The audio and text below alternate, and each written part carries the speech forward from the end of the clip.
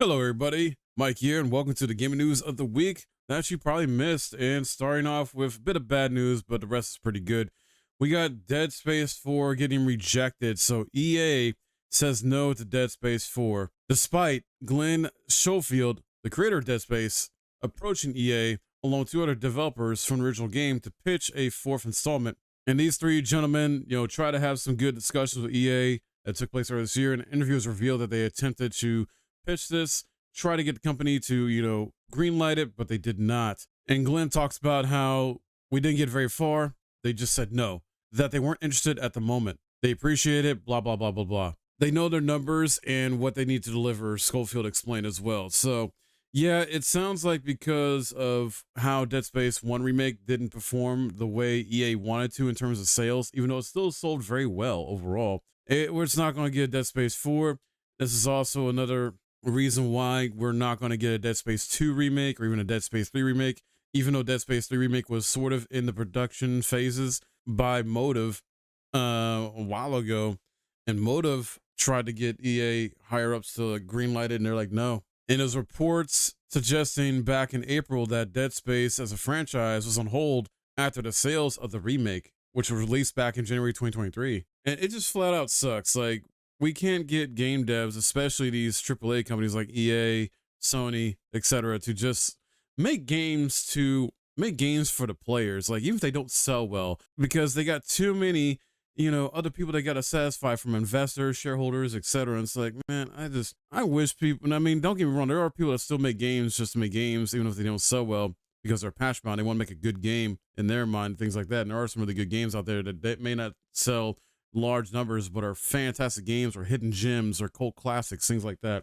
But yeah, these higher ups, these companies, the EA, they only care about that money, man. They're greedy as hell. Moving on, No Rest for the Wicked reappears apparently in a little bit of news here, promising new updates. So if you don't know, Moon Studios released No Rest for the Wicked in early access back in April 2024, and while the game has received updates, very little has been shared in recent months about its future plans.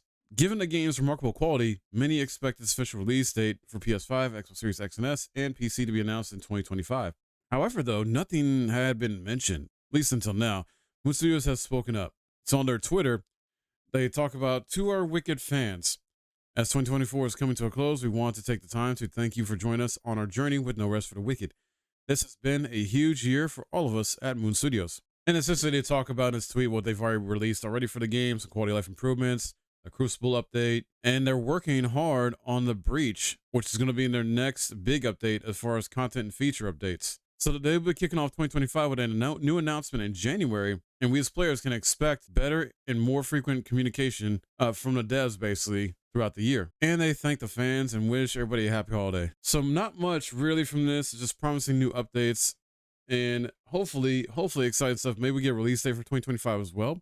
That's also a possibility with this announcement coming up in January. Blooper Team is hard at work with their new game though, Cronos, the New Dawn, where New Dawn shares more details about its combat system. And according to the devs, its combat will resemble Resident Evil rather than Silent Hill. This information comes from the game's director in an interview with Gaming Bolt. During the discussion, he shared insights about what players can expect from the title.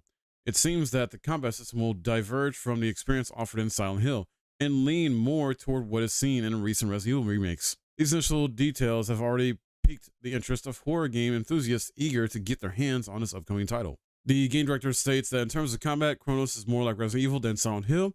New Resident Evil remakes demonstrate how to intelligently blend old school design with modern technology and gameplay standards. Each remake offers something slightly different, experimenting in new directions. This serves as a rich knowledge base for us to draw from, allowing us to create something that feels familiar and approachable to players while also being entirely unique. So, awesome stuff from the game director there. Unfortunately, though, horror fans will need to wait a bit longer to experience this chilling new title. If all goes well, Cronos the New Dawn is actually scheduled for release in 2025. And it's almost here, guys. It's crazy. At the time I'm recording this, putting this up, it is December 29th. We only got a few days until the new year. But wait, there is more that they're working on. Blooper Team is also rumored, or at least if these new rumors are to be believed, Silent Hill 3 may already be in development by Blooper Team. And even if true, I honestly feel like they should just remake the first game, then the third game, in my opinion. And I recently just played Silent Hill 2 Remake, and it was a great game, albeit though still has some performance technical issues with it that need to be addressed ASAP by the dev team, on PC at least. Because yeah, it was rough playing on PC with the lag and stutters that kept happening consistently throughout the playthrough. But aside from that, really great game. Sound quality great, story, everything. Like the way they expand upon it was just great. And then they're riding waves of Silent Hill 2 Remake by announcing their new game, Cronos: The New Dawn, in mid-October, which I was just talking about. And this is the original survival horror game from them. But not only that, the Polish developer reportedly has 5 other games in development, and one is rumored to be Silent Hill 3 Remake. Now, this is unconfirmed, so take this with a grain of salt. It's just rumor for now. But the Planeta PlayStation account claims that the Silent Hill 3 Remake is already underway. And originally, Silent Hill 3 came out on the PS2 and back in 2003, and introduced Heather Mason as protagonist in one of the most twisted and memorable stories in the franchise, a masterpiece by Team Silent at the time. Codenamed Project H, this new version of Silent Hill 3 is said to follow the style of Silent Hill 2 Remake, but with a more intricate narrative and an increased focus on survival horror elements. So I'm all for it. I just hope they get the technical issues figured out before launch, because man, it needs to be optimized for both console and PC. And lastly, let's land with some Genshin Impact news here. Version 5.3 will arrive in January with new characters. Genshin Impact's new version is set to launch alongside New Year's celebrations on January 1st, titled Incandescent Ode of Resurrection. This update follows version 5.2 and promises a decisive battle within the main story, according to the press release.